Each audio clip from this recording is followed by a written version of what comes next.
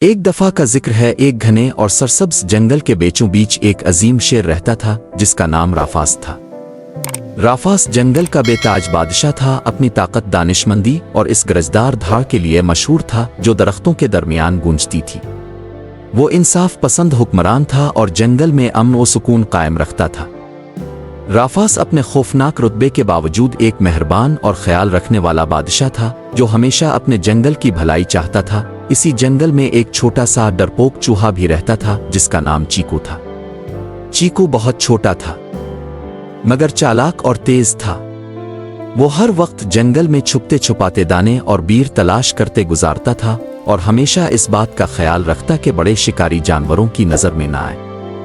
دوسرے جانور چیکو کو زیادہ اہمیت نہیں دیتے تھے اور اکثر اس کے چھوٹے قد کا مذاق اڑاتے تھے، لیکن چیکو کو اس سے زیادہ فرق نہیں پڑتا تھا۔ وہ اپنی سادہ زندگی میں خوش تھا۔ ایک گرم دوپہر رافاس ایک بڑے برگد کے درخت کے نیچے سائے میں آرام کر رہا تھا۔ ہوا ساکن تھی اور جنگل میں پرندوں کے چہچہانے کے سوا کوئی آواز نہیں تھی۔ رافاس گہری نیند میں تھا، جنگل کی خاموشی سے لطف اندوز ہو رہا تھا۔ اسی دوران چیکو وہاں سے گزرا، اپنے لیے کھانے کی تلاش میں۔ شیر کو اتنے قریب دیکھ کر چیکو کو تجسس ہوا اور وہ آہستہ آہستہ اس کے قریب جانے لگا۔ اس کا دل خوف اور حیرت کے ملے جلے احساسات سے زور زور سے دھڑک رہا تھا۔ ایک لمحے میں چیکو خود کو شیر کے بھاری پنجے کے نیچے پھنسے ہوئے پایا۔ باقی جانور خوف کے مارے ادھر ادھر بھاگ گئے، جبکہ رافاس نے غصے میں چیکو کی طرف دیکھا۔ تمہاری ہمت کیسے ہوئی کہ میری نیند خراب کرو، تم جیسے حقیر جانور؟ رافاس دھاڑا۔ رافاس نے اپنا پنجہ ہٹا لیا اور چیکو کو آزاد کر دیا۔ چلے جاؤ چھوٹے جانور، شکریہ، آپ کی مہربانی کا ہمیشہ مقروض رہوں گا۔ ایک دن میں آپ کے احسان کا بدلہ چکاؤں گا۔ یہ کہہ کر چیکو تیزی سے جھاڑیوں میں غائب ہو گیا۔ رافاس ہنس پڑا، پھر وہ دوبارہ آرام کرنے لگا۔ چند دن گزر گئے اور جنگل کی زندگی معمول پر آ گئی۔ رافاس اپنے حکومتی امور میں مصروف ہو گیا، اپنے علاقے کے کنارے گشت کر رہا تھا کہ اچانک شکاریوں کے جال میں پھنس گیا۔ موٹے رسوں نے اس کی ٹانگوں اور جسم کو جکڑ لیا اور اپنی بے پناہ طاقت کے باوجود رافاس خود کو آزاد نہ کرا سکا۔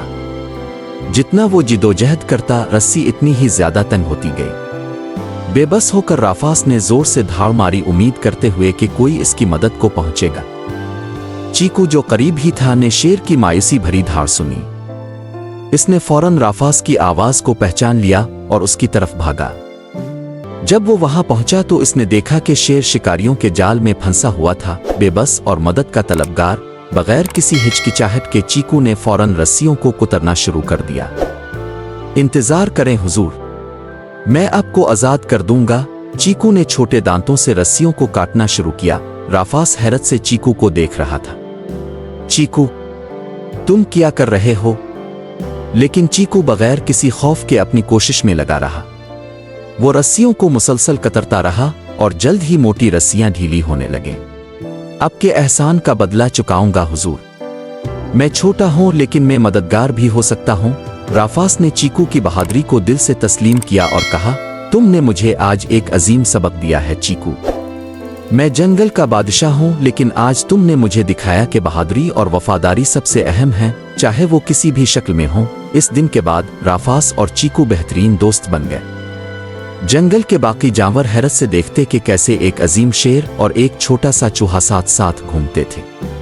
انہوں نے جنگل میں کئی مزید مہم جواہیں کی اور رافاس ہمیشہ اپنے چھوٹے دوست کی بہادری کو یاد رکھتا تھا۔ یوں شیر اور چوہا ایک مضبوط دوستی کے رشتے میں بندھے رہے اور ان کی کہانی جنگل میں ہر طرف پھیل گئی۔